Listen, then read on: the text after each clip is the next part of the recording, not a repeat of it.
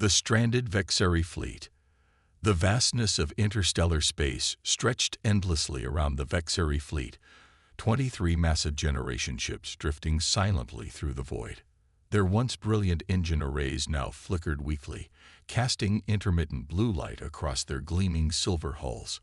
On the command deck of the flagship Astral Covenant, Fleet Commander Ilara Vin stared at the holographic display with all four of her eyes narrowed in concentration. "How much longer?" she asked, her voice steady despite the weight of responsibility pressing down on her slender shoulders.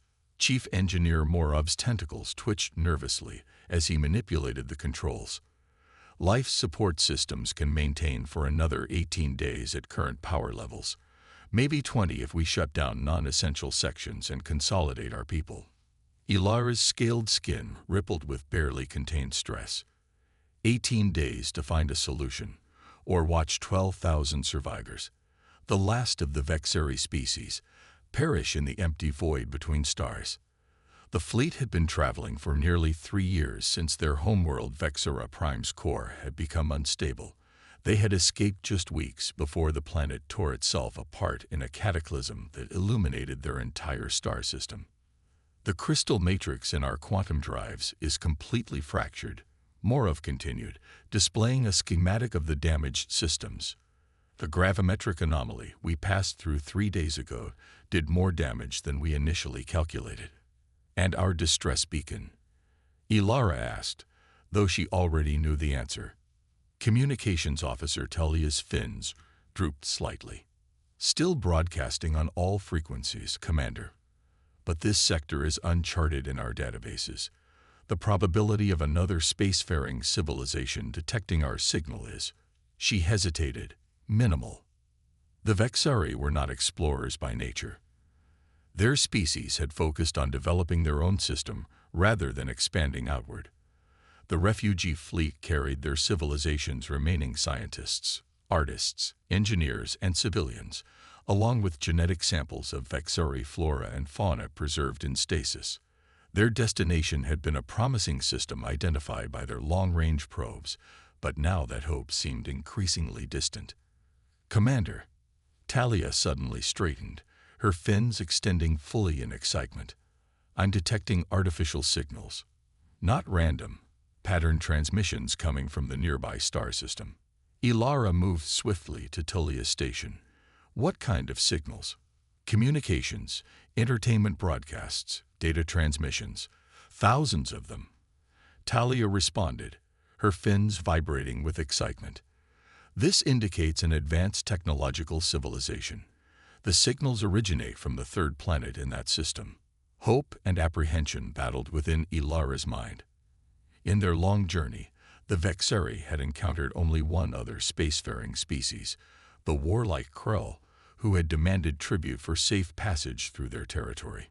The encounter had cost them 2 ships and nearly 1,000 lives. "Prepare a scout vessel," Ilara decided after a moment of contemplation. "We must investigate these signals, but cautiously. We cannot risk another confrontation like the one with the Krall." 6 hours later, the Vexeri scout ship Whisper detached from the fleet. As the small vessel's engines flared to life, Ilara addressed its crew through the communication system.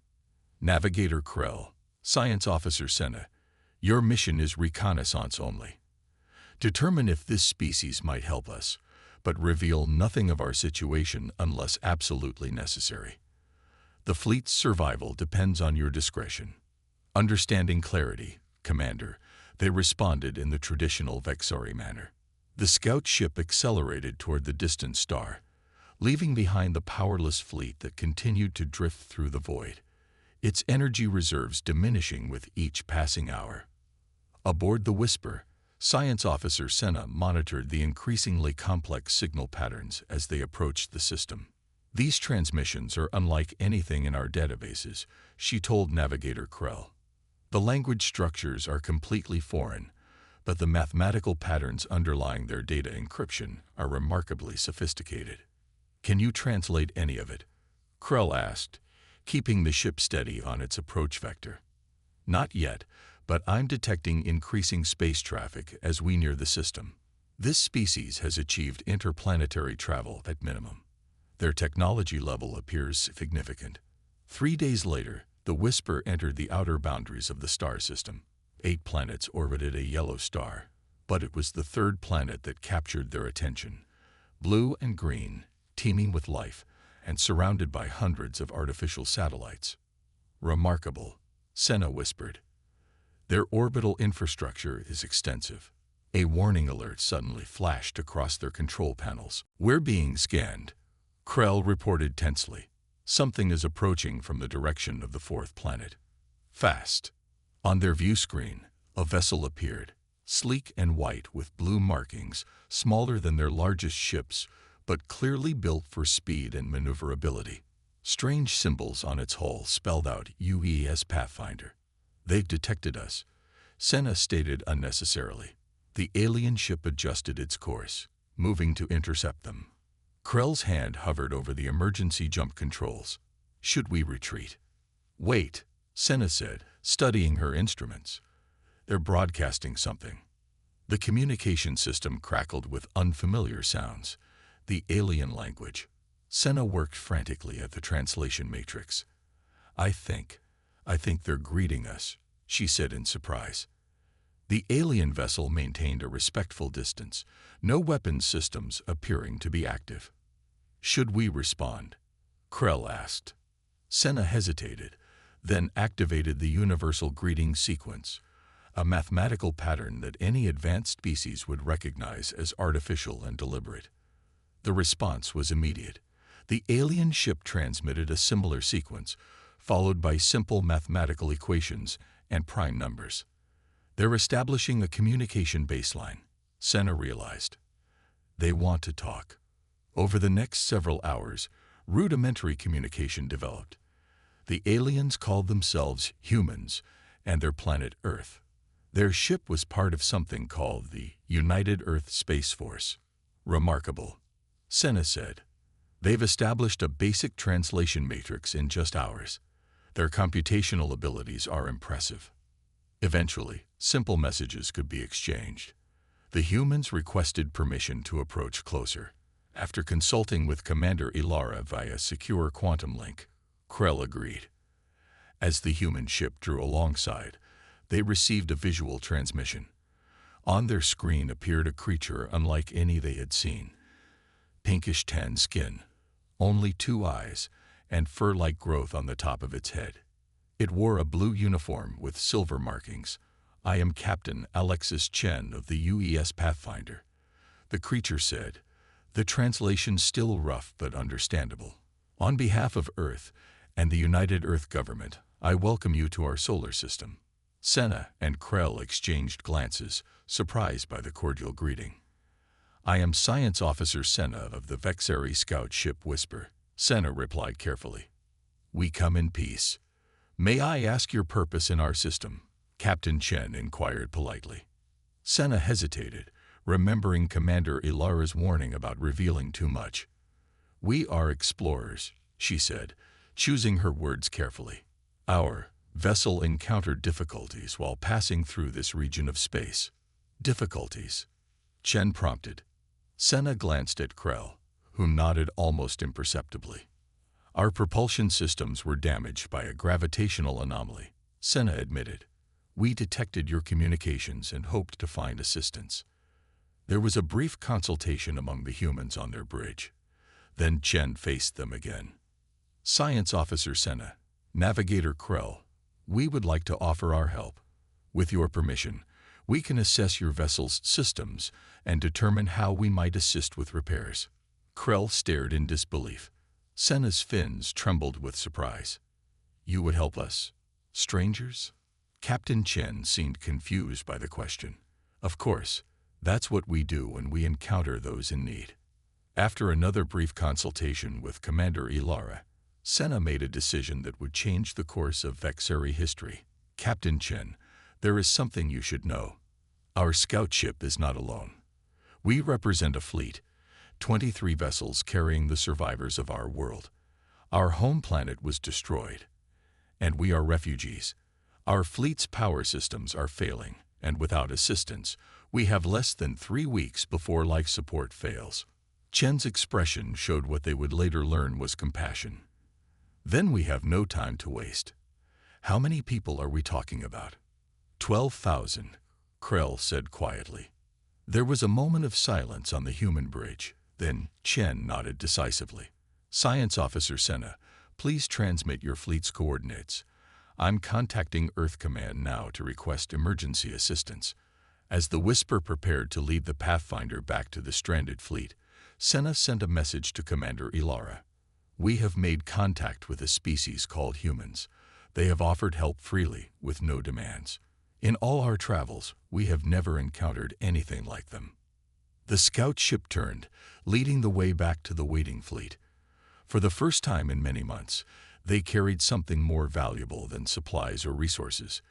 They carried hope. Commander Ilara could hardly believe her eyes as the small human vessel approached her fleet. The UES Pathfinder looked tiny next to the massive Vexuri ships, yet it moved with confidence. On the main screen of the Astral Covenant's bridge, Captain Alexis Chen's face appeared again, now speaking through a more refined translation system. Commander Ilara, we've completed our initial scans of your fleet. The damage is extensive, but we believe we can help. Ilara's 4 eyes blinked in sequence as she studied the human. Their species looked so fragile, soft skin, no protective scales or plates, only 2 eyes. Yet they had offered assistance without hesitation. Captain Chen, we are grateful, but I must ask, what do you want in return? Chen seemed confused by the question.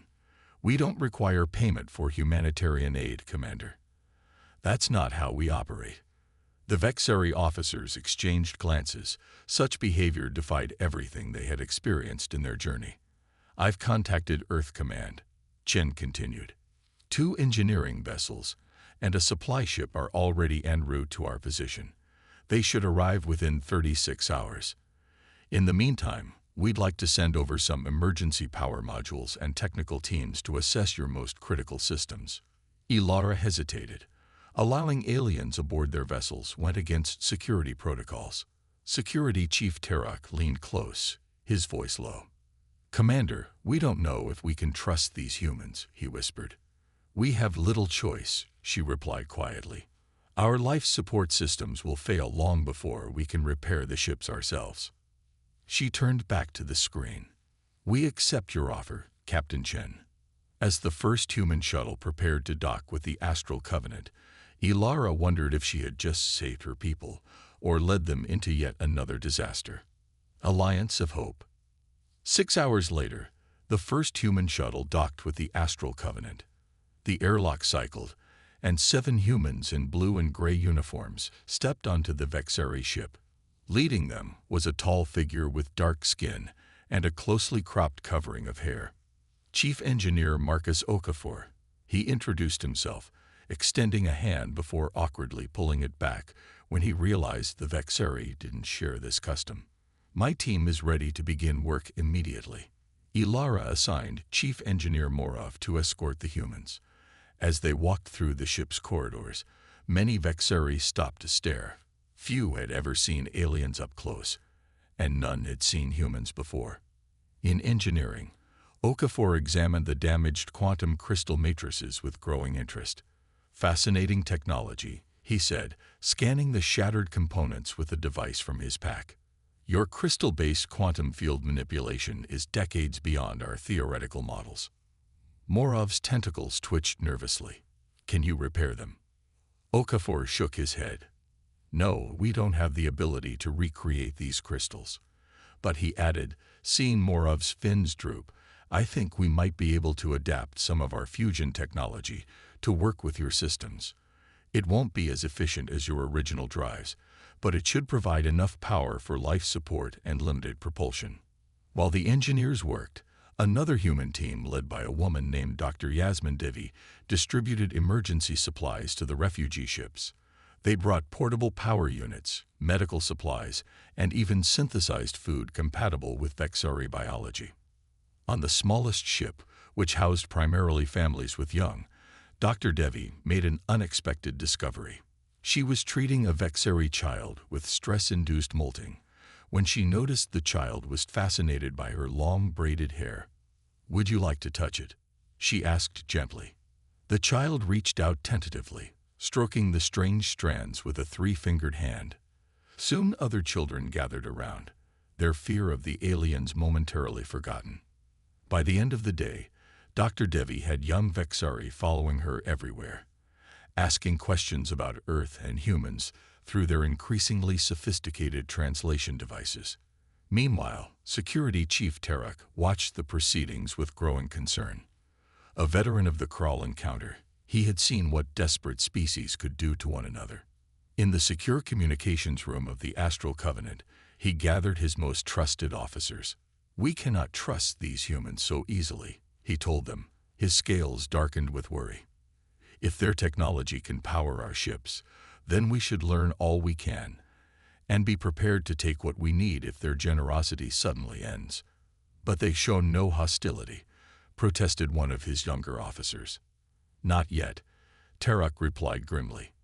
"But history teaches us that no species helps another without benefit to themselves. We must be vigilant." On the second day, the promised engineering vessels arrived. The UES Prometheus and UES Vulcan, larger than the Pathfinder and clearly designed for complex operations. With them came more engineers and a diplomatic team led by Ambassador Sophia Reyes. Reyes met with Commander Ilara and her senior staff to discuss their situation more thoroughly. "Your people are refugees," Reyes said. It wasn't a question. Ilara nodded slowly. "Our home system's star became unstable. We had very little time to evacuate. These ships carry all that remains of our civilization. And your destination.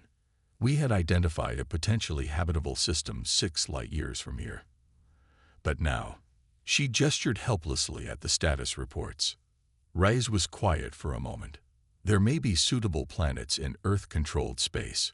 Once your ships are repaired, we could discuss settlement options." Ilara stared at her in disbelief. "You would share your territory with us. Just like that." "Earth has several terraformed worlds with minimal populations," Reyes explained. "And frankly, Commander, we've been hoping to make peaceful contact with other intelligent species for generations. Your arrival, while unfortunate in circumstances, is something many humans consider historic." As Engineering Chief Okafor and his team worked with Morov to design the hybrid propulsion system, cultural exchange blossomed between the two species. Communications Officer Tullia worked closely with a human linguist named Dr. Kenneth Park to improve the translation systems and share information about their respective civilizations. "Your language has fascinating mathematical structures," Park told her. "The way you incorporate four-dimensional concepts into basic communication is remarkable." Talia's fins flushed blue with pleasure at the compliment. "And yours is so adaptable. The concept of metaphor as you use it doesn't exist in our language." On the 4th day, as work progressed, Security Chief Tarak put his plan into motion. During a shift change, 3 of his officers quietly replicated key components of the human fusion technology. If the humans' generosity turned to hostility, the Vexeri would have what they needed to complete the repairs themselves. But Tarak's actions did not go unnoticed. A young Vexeri engineer named Valer had been working closely with the humans and had developed a friendship with one of Okafor's team, a woman named Hannah Tanaka. When Valer discovered the duplicated components, she faced a difficult decision. Meanwhile, the human engineering team had made a breakthrough. "We've successfully adapted our fusion reactors to interface with your quantum field generators," Okafor announced during a joint briefing. "It's not elegant, but it works. We should be able to bring your primary systems back online within 48 hours. The news spread quickly through the fleet. For the first time since leaving their home world, the refugees had real hope. Children who had known nothing but ship corridors their entire lives asked their parents what a real sky looked like. But as the critical moment approached to activate the hybrid system, disaster struck. An explosion rocked the engineering section of the Astral Covenant. "Sabotage." Morov's frantic voice came over the comm system. The interface regulators have been deliberately overloaded. Emergency teams, both human and Vexari, rushed to contain the damage. In the chaos, Terok saw his opportunity. He ordered his officers to secure the human shuttle docked with the Astral Covenant. "We'll take their technology by force if necessary," he told them. But as his team approached the shuttle, they found Velar blocking their path. "This is wrong, Chief Terok," she said, her voice steady despite her fear. "The humans have done nothing but help us." "Stand aside, Engineer," Terok commanded. "I'm protecting our people." "By betraying those who came to our aid," Velar countered. "I told them what you were planning. They know." Behind her, the shuttle door opened, revealing Captain Chen and Ambassador Reyes. But instead of anger or accusations, Chen held out a datapad. "We've been monitoring the situation," Chen said calmly. "The explosion wasn't sabotage. It was a power surge caused by an unexpected interaction between our technologies. And this," she held up the pad, "is the complete technical specifications for the hybrid system. We were going to give it to you anyway." Terek's scales shifted in confusion. "Why would you give us your technology?" "Because you need it," Reyes said simply. "And because we believe that cooperation benefits us all more than conflict. We don't want payment or servitude. We want allies." The security chief's resolve wavered. "No species is this altruistic." "Perhaps not all," Chen acknowledged. "But humanity learned long ago that our strength comes from unity, not division. We nearly destroyed ourselves before we understood that." The critical moment passed. Terok lowered his weapon, his rigid posture softening slightly. "I've been fighting to protect our people for so long," he admitted, "that I forgot what we were fighting for. Not just survival, but a future worth living." With the crisis averted, work resumed on the hybrid propulsion system. 3 days later, the engineers were ready for the final test. On the bridge of the Astral Covenant, Commander Ilara watched anxiously as Chief Okafor initiated the startup sequence. Systems hummed to life. Lights that had been dimmed for power conservation brightened. On the status display, power levels rose steadily. "It's working," Morov reported, his tentacles dancing with excitement. "We have stable power to all systems." A cheer erupted on the bridge, Vexari and humans celebrating together.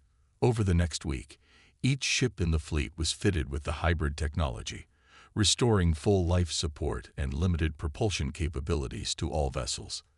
With the immediate crisis resolved, Ambassador Reyes presented a formal proposal to Commander Ilara and the Vexari Council. "We've identified a planet we call New Terra," Reyes explained, displaying holographic images of a blue-green world. "It's a terraforming project still in its early stages, but the atmosphere and gravity are already within parameters compatible with both our species. And Earth would just give us this planet." Council Elder Sovan asked skeptically. "Not give," Reyes clarified. "Share. We propose a joint colony. Your people have agricultural and biotechnology that could be invaluable on a developing world." The proposal sparked intense debate among the Vexari leadership. Some, like Terok, remained cautious about becoming dependent on another species. Others, like Velar, argued passionately for embracing the opportunity. In the end, it was a child who tipped the balance. During a tour of the human engineering vessel, a young Vexari named Nini asked Captain Chen a simple question. "Will there be real sky that I can see every day?" The question, translated and shared among the Vexari, reminded them all of why they had fled their dying world in the first place, not just to survive, but to give their children a future. 1 month later, the Vexari fleet, now with functioning propulsion systems, began its journey toward New Terra, escorted by human vessels. It would take nearly 8 months to reach their destination, but for the first time in years, they traveled with certainty rather than desperate hope. On the observation deck of the Astral Covenant, Commander Ilara stood with Captain Chen, watching as the fleet accelerated toward its new home. "I still don't fully understand why you helped us," Ilara admitted. Chen smiled. Perhaps one day we'll need help ourselves. But more than that, the universe is vast and largely empty. When we find others who share it with us, it seems only right to extend a hand. A hand, Ilara repeated, examining her own three-fingered appendage.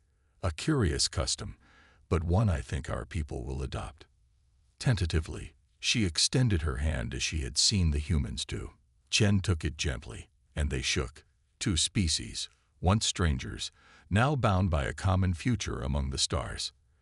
The fleet continued its journey, carrying not just the last of the Vexari, but a new beginning, one built on the unexpected kindness of a species that understood that true strength came not from domination, but from cooperation.